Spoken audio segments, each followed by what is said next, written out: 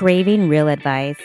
Tired of feeling like every other small business owner or solopreneur is raking in the dough while you just seem to be raking? Secretly looking for a reminder that starting your own business is not as glamorous as others make it look.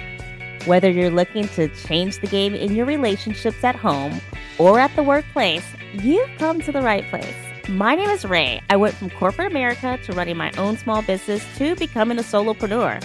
I'm a professional actor and, dare we say, a professional busybody. Because this body is about to be busy all up in your biz. So let's get real. But I want to get into it today about contracts in the arts. A screw up. Yes, a screw up. And I don't think I'm alone in the land of artistic screw-ups. Let me explain.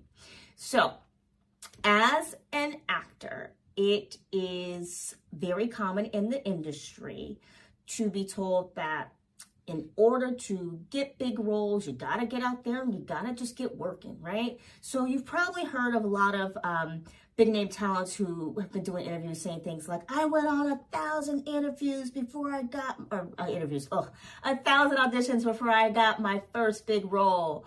Or, I was cast in all kinds of crummy plays and was fired from half of them or something. I don't know. Everyone has their own story. Now, there are, of course, those who are born into families where maybe a parent is already an actor or someone is in the industry. And so that individual may not have to do as many auditions because they have someone kind of in the family that can vouch for them. Not saying that that person doesn't audition. A lot of the time they still have to audition. But they might not, you might not be hearing those kind of actors saying, well, I went on 1,000 auditions. That just might not be the case. And then, there are actors who are born into families who will vouch for them. And yet those actors are like, changing my name on my acting resume because I want to be based on my skill and my talent, not on the legacy of my family, the history of my family. So anyway, all of that aside, I was not born into a family of artists. And the work that I have done as an actor, the work that I have done as a dancer, all the work that I've done has just been based on my ability to train and then go out and try to get some work. With that being said, I do not like auditioning. I do not like it at all. I want to work. I don't want to pretend to want to work or pretend that this is going to be the best role ever. And of course, in this wackadoodle world that is acting, when you're starting out, they don't just say, hey, we want for you to play the lead, even though you have 0 credits showing us that you are fully capable of taking on this massive role. Now, with that being said, there's also the philosophy that, what does my friend say? Your net worth is your network. So the more you network as an actor, the more you know people, then the more work you get. And there is some truth to that. Absolutely. I know people who are, in my opinion, not very talented. Not saying as an actor, but just their skill set doesn't match what I would say would be like, oh my goodness, that is truly showing that you have a skill that many people would admire, and I want to learn from you, right? And the cool thing about hip-hop dance is you might see somebody doing a dance where you're like, wow, I really admire your skill. I want to learn from you, right? And that's one of the reasons why I love hip-hop, yay! But in acting, or I guess I should just say in the arts in general, there are a lot of people who get by for many, many years without really having much talent. An example would be, I'm not going to name names, but there is an artist, I think she's still around and doing her thing.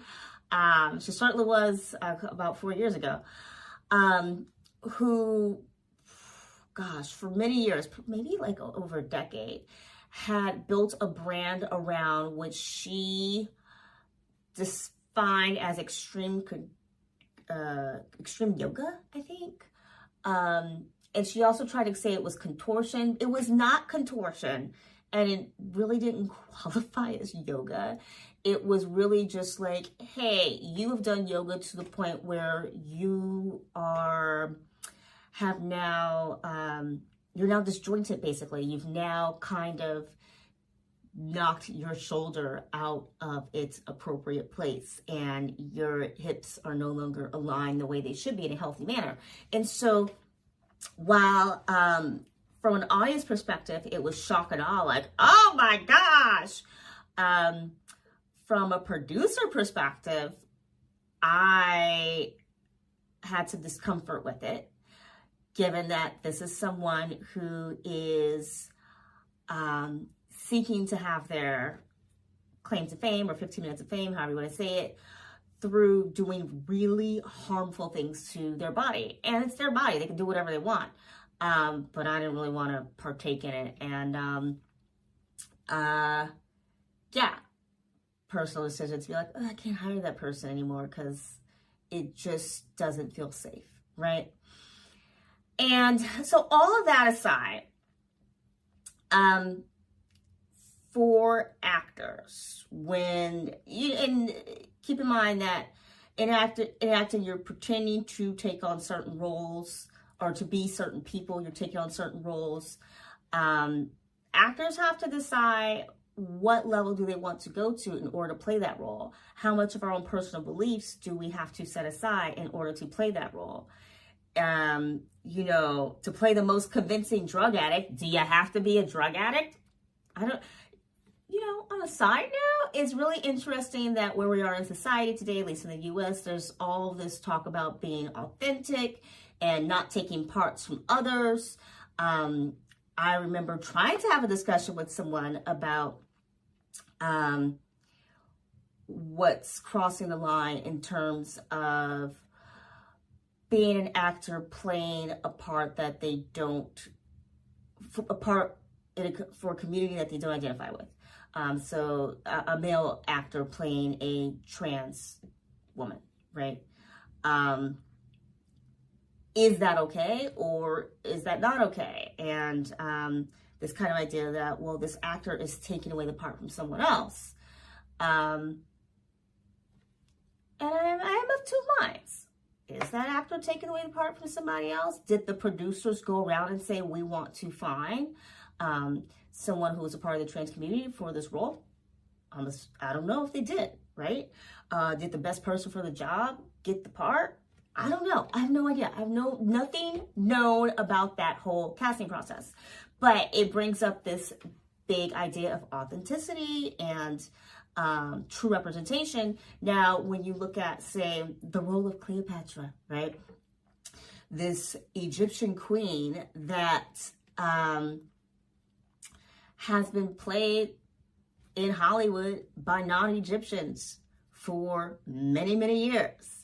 And so there's this, you know, were the actresses playing that role, were they taking parts away from others? Did the producers go around looking for amazing Egyptian actresses who spoke fluent English in order to play the part? Or were there a willingness to teach them to, you know, the necessary language skills to play the part? Or was it just like, hey, we like this actor and we like this story and let's just mush it together? Do you blame the actor? Do you blame the production team? Do we blame the society that is ready to consume the material just because it came packaged? Oh, look, there's so-and-so, the actor that I like playing that part. I like to think of the actor who wears like the prosthetic nose or the fat suit in order to play a role. Should the production team go around and look for someone who has a nose with the deformity of the character that is being portrayed?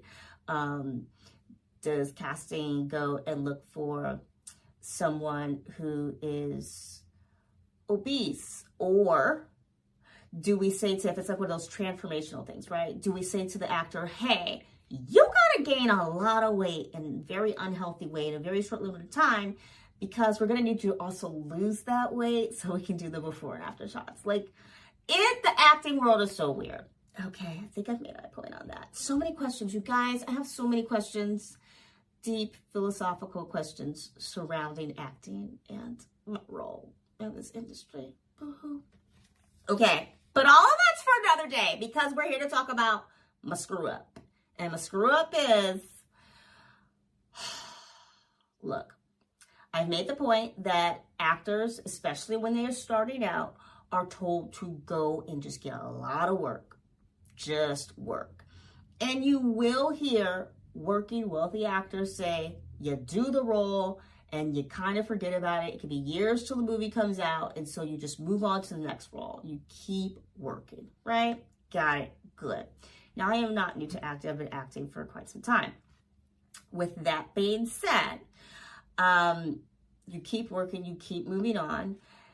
And as you're probably aware, there's big hubbub in Hollywood right now related to actors being on strike because they're not happy with contracts, and it's largely to do with money being received through like streaming rights and things of that nature.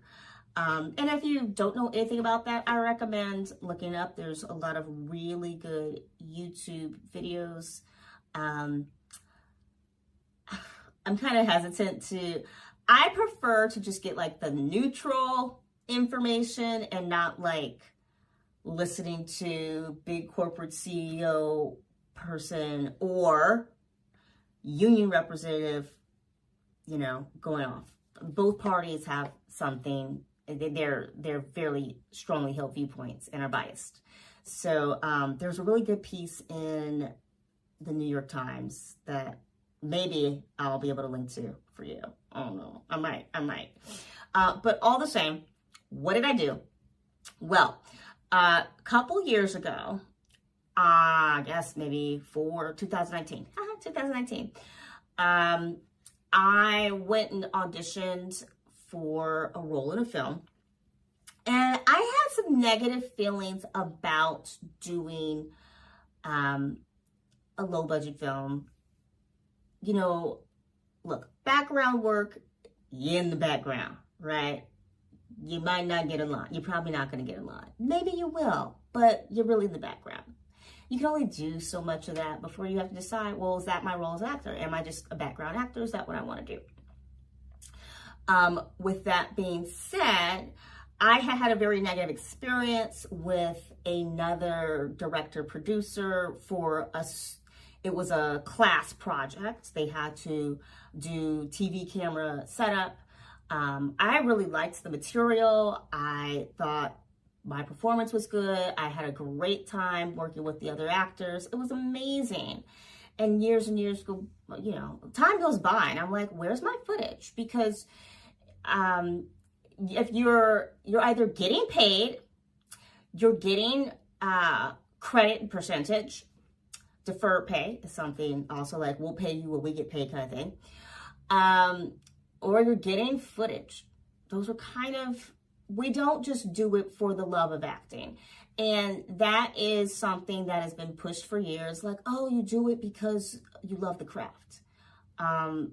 We as artists have bills to pay too. Sorry. So, that wackadoodle person did not give me my footage. Multiple messages, and finally, I got a reply. I think I may have like threatened legal action. I think I threatened legal action because I'm like, contractually, you stated you will provide this footage. You have not done so. If I do not hear back within 90 days, I will proceed with filing in small claims court.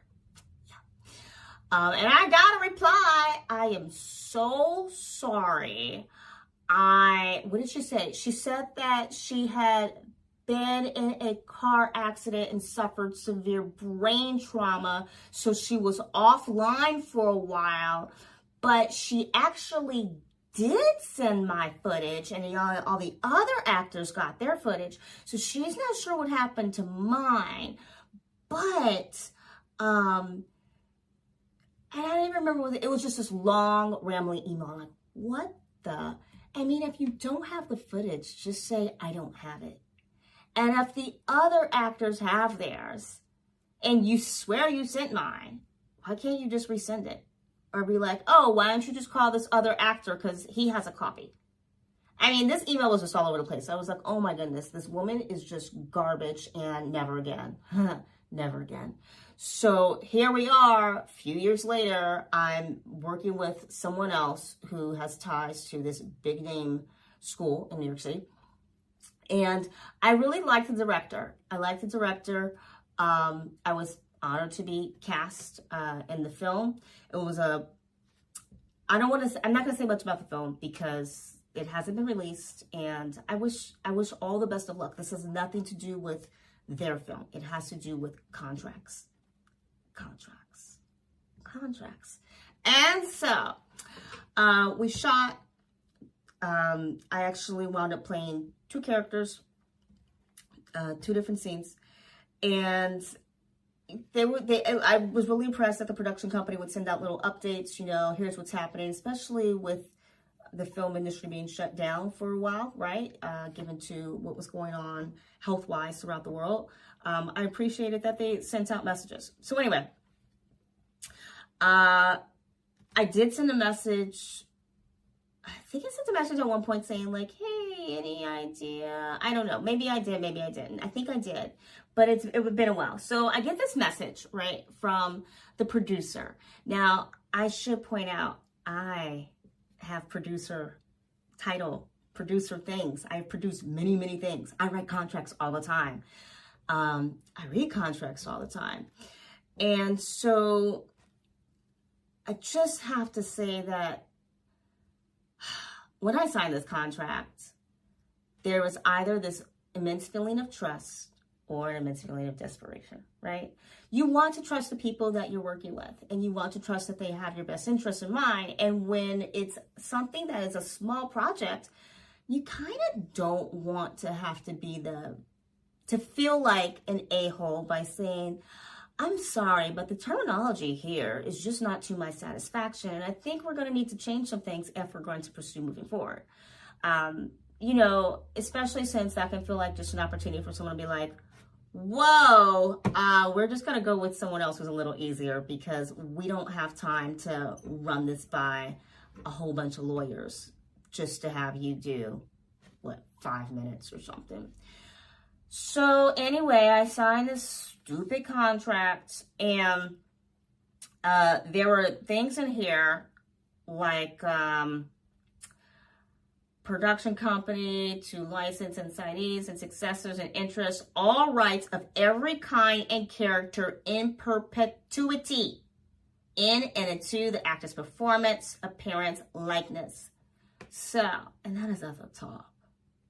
So, for eternity and beyond, even after my death, I have signed away the right for this company to say that I was a part of this film, and my footage can be used in any material they want to put together to promote that film. And it doesn't really sound bad. I mean, if you're promoting that film, okay. However, what happens when your scene doesn't make it to the final version of the film? Yeah, okay. So,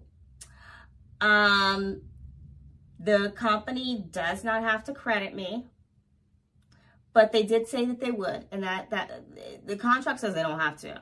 But they did say in a message to me, hey, we're still going to credit you even though you're not in the final version. And I think that's fair, given that I still did the performance. What they chose to keep through editing is purely up to them. It has nothing to do with me. And so that is a lesson for me, is moving forward, I want to make sure that I insist on being credited regardless of whether or not my footage is used, and I'm gonna have to insist that I be credited for the role that I played. Now, automatically, why work with her? She seems like a problem. What's all this insistence? But I'm also at a point where I'm just like, you know what? If that isn't okay with whoever I'm working with, then it's probably not a production I should be working on, right? They're trying to cover their butts. I got to cover my butt too. No obligation to produce or release the film. Okay. So they're going to have to put the film out there.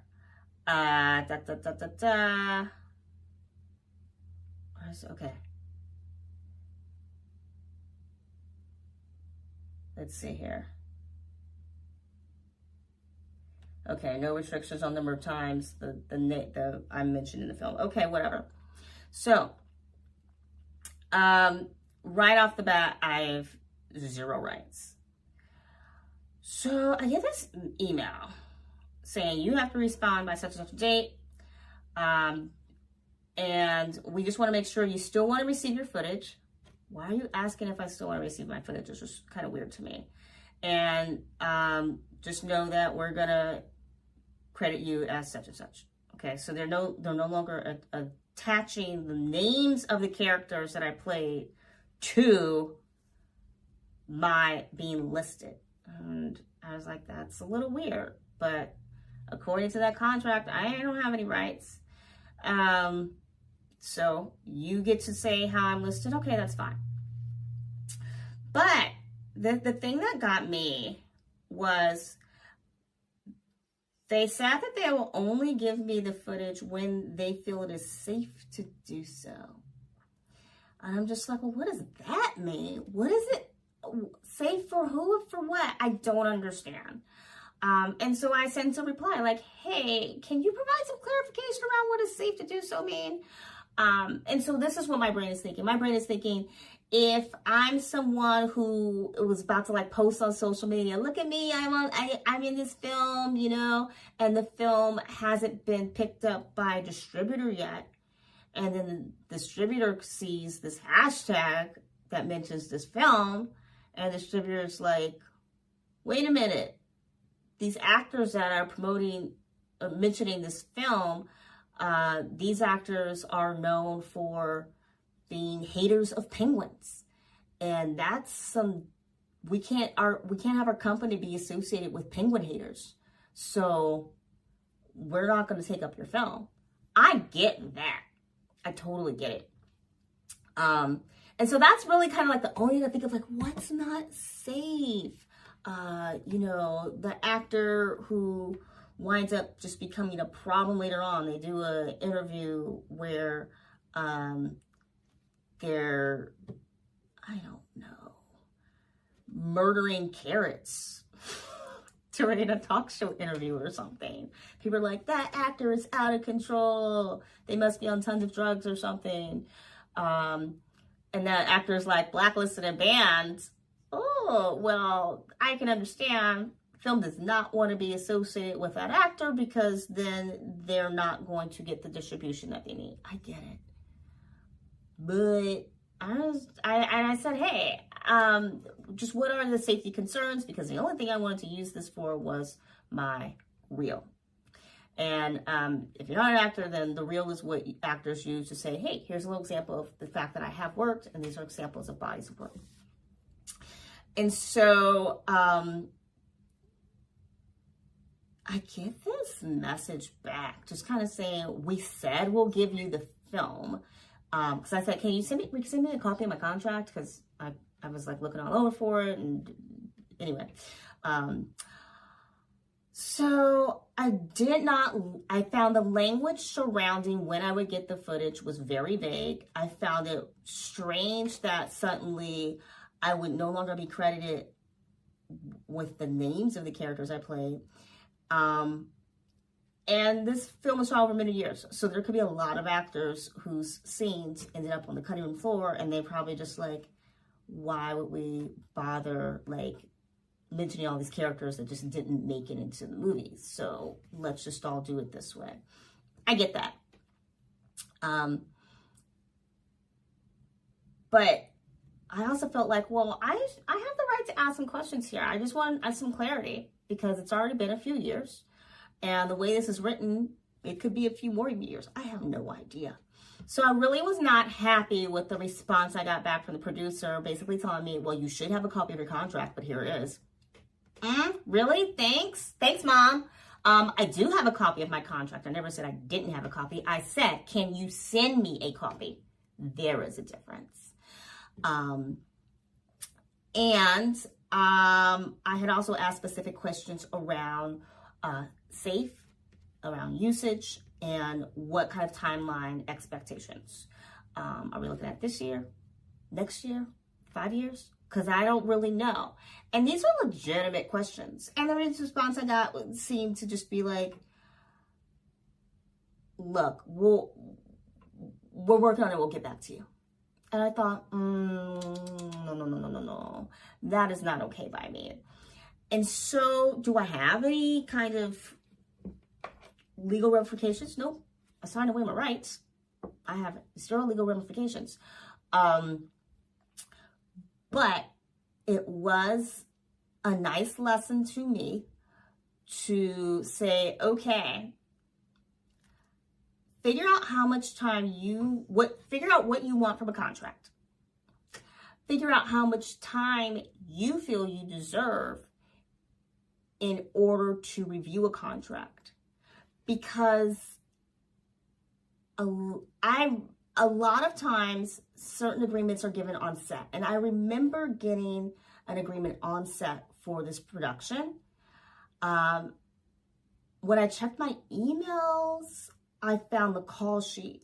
So I can't say, and actually I could look at the date of the agreement. Yeah, I could look at, I'm like, when did I sign this? Let's see here. And when was the shoot? Let me just see something, you guys. So I just looked at the date of the actual, FU. This contract was given to me on the same day of the shoot. I was given a contract on set and said, hey, we're going to start shooting soon, sign this. That is really, really bad. And so, if anything, I hope anyone watching this video who is an actor knows, get your contracts in advance and do not feel rushed to sign anything on set. If you have to lose that job and walk off because they didn't get you the contract in advance, then leave, because it's going to bite you in the butt later on. I am really, really angry right now. I'm going to take a little breath before I decide if I'm going to call this producer out on that very not okay move. I'm not saying that this production team intentionally try to get one on over on actors or anything like that, but it is really poorly organized by them. And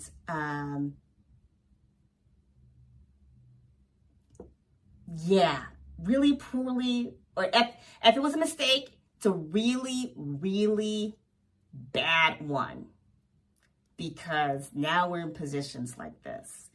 And I'm probably going to send a nasty email after this video. So I hope you found this helpful. Oh my goodness. I know I kind of went on a bit, but my point is, if you're in the arts, or even if you're not in the arts, right? You're like, I'm not an actor, Ray. Why am I watching this? No matter what field you are in, if you are expecting someone else to either pay you for your time, talent, services, or if you are trading something, you want to make sure you know exactly what you get, what's due to you, and what you're giving and what's due to them. And make sure you read your contracts and you have enough time to read over your contracts in advance. And so thank you so much, my friends. I hope this has been helpful. Let's keep it real. Peace. Thanks for listening. If you think this podcast would help a friend, then please feel free to share it with them. If you want to check out some more Real Ray or just see me hang out with cute dogs, then feel free to visit me over on YouTube. Get Real Ray 4273.